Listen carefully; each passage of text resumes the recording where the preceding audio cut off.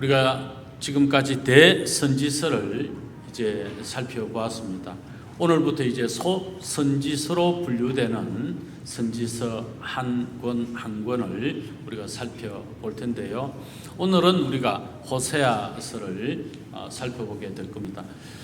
먼저 소선지서를 우리가 간략하게 좀 구분하면 북이스라엘 왕국에서 사역 활동한 선지자들, 그리고 남왕국에서 활동한 선지자들, 그리고 그들의 책, 그리고 특별히 바벨론 포로 기간 중에 활동한 선지자, 그들은 대선지서로 분류됩니다만, 그리고 포로 귀환 이후에 유다 백성들을 향하여 예루살렘에서 또 하나님의 말씀을 선포하며 사역한 선지자들, 이렇게 구분할 수가 있을 겁니다. 북이스라엘에서 사역한 선지자 하면 요나, 아모스, 그리고 오늘 본문에 있는 호세아가 되겠죠. 그리고 남왕국, 바벨론 포로 이전이죠. 그때 활동했던 선지자 하면 요엘, 또 우리가 잘 아는 스바냐, 또 스바냐, 또 누구 어디죠? 나훔, 또 하박국, 오바댜, 이런 선지자들이 되겠죠. 그리고 바벨론 포로 기간 중에 포로로 있었던 하나님의 나라 백성들에게 복음을 전하고 말씀을 전했던 사역자가 우리가 잘 아는 또 에스겔, 다니엘이 될 것입니다. 포로 기한 이후에 이제 사역했던 선지자 하면 학개, 스가랴, 말라기, 마지막 끝부분을 장식하는 선지자들이 되죠. 자, 이들이 복음을 전합니다. 그들이 전했던 복음은 바로 죄에 대하여 깨닫게 하는 복음이죠. 죄에 대하여 하나님께서 말씀하시고 그것을 돌이킬 것을 촉구하는 사역을 강력하게 했다고 한다면, 그 말씀을 거절하고 계속적으로 죄를 범할 때 하나님의 심판을 예고하는 것이죠. 경고의 사역을 아울러 했습니다. 그러나 하나님은 언제나 하나님의 백성들이 회복되기를 원하셨기 때문에 하나님이 이스라엘을 회복하실 것에 대한 말씀도 이 선지자들을 통해서 하나님이 말씀하셨죠. 특별하게 회복에 대한 말씀을 하셨다는 것은 하나님께서 이스라엘 백성들을 향하여 소망이 계속되고 있으며, 하나님의 소망은 꺼지지 않는 불처럼 이스라엘을 언제까지나 사랑하신다고 하는, 이것이 또 이스라엘 백성들에게는 소망이 되는, 이것이 회복의 메시지의 내용들이 되는 거죠. 이처럼 소선지서는 죄에 대하여, 또 하나님의 심판에 대하여, 그리고 하나님께서 어떻게 회복시키실 것인가에 관하여 말씀하고 있습니다. 자, 그러면 그 중에 오늘 우리가 만나게 되는 호세아서, 우리 호세아서 하면 우리가 잘 아는 호세아서에는 여러 가지 비유가 나오는데, 그 중에 가장 중요하고 대표적인 비유 한 가지를 이야기하라면 단연코 결혼에 관한 비유가 되겠죠. 호세아는 창기와 결혼을 하게 됩니다. 세 자녀를 낳았지만 그 아내는 다시 호세아를 버리고 떠나버리죠.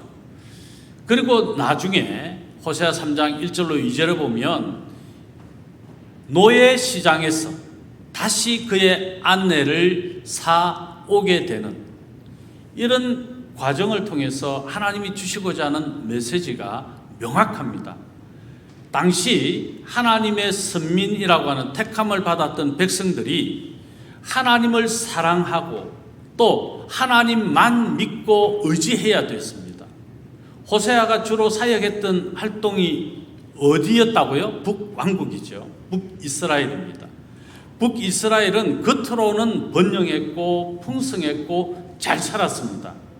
그러나 내면은 썩어 문드러지는, 즉 하나님만 신앙해야 하는데 하나님을 신앙하지 아니하고 우상을 숭배하는, 우상 숭배가 가장 격렬하게 일어났던 곳이 북이스라엘이거든요.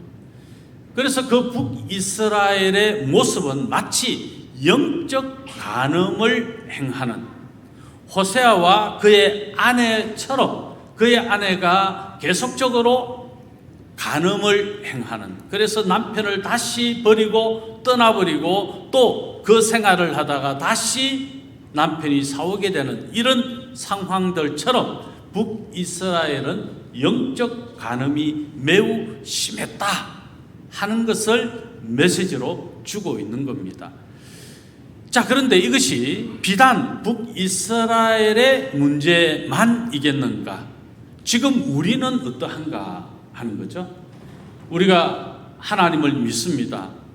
그런데 정작 우리의 내면 깊숙한 곳에 하나님만 향한 믿음을 가져야 함에도 불구하고 끊임없이 우상을 숭배하고 있는 우리 자신을 발견하게 되는 것이죠.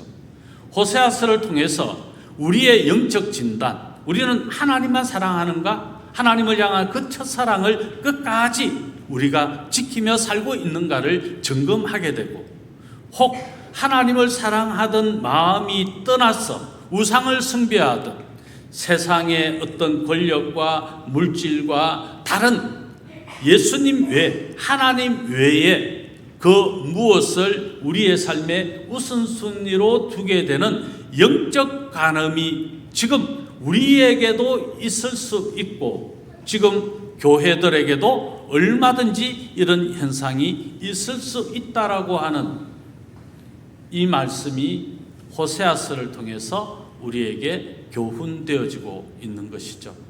성도로 우리가 정말 하나님만 사랑하고 있는가? 오전에서도 오전 예배 가운데 우리가 또 나눴습니다만, 정말 우리가 영적 간음의 죄를 범하고 있지는 않는가를 끊임없이 우리를 점검하고 우리를 살펴야 된다는 겁니다. 아무리 풍요로움을 누린다고 해도 하나님을 떠나 영적 간음의 죄를 범하고 있다면, 돌이키지 않는다면 결국 하나님의 심판을 당할 수밖에 없습니다.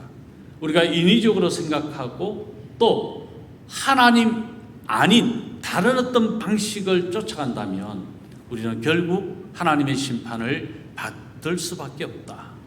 그러므로 우리가 다시 첫사랑, 하나님을 향한 그 믿음, 그 사랑을 회복해야 된다. 그런 관점에서 우리에게 아주 중요한 교훈을 주는 성경 구절 한 곳을 본다면 요한계시록 2장 4절로 5절의 말씀인데, 우리 이 말씀 한번 같이 읽겠습니다. 있습니다. 그러나 널 책망할 것이 있나니 너의 처음 사랑을 버렸느니라. 그러므로 어디서 떨어졌는지를 생각하고 회개하여 처음 행위를 가지라. 만일 그리하지 아니하고 회개하지 아니하면 내가 네게 가서 네 촛대를 그 자리에서 옮기리라. 이건 교회들에게 주시는 말씀이며 동시에 교회의 구성원이고 교회를 이루는 성도 한 사람 한 사람이 하나님께서 어떤 마음으로 신앙을 끝까지 지켜내야 하는가 하는 것을 주고 있는 말씀이죠.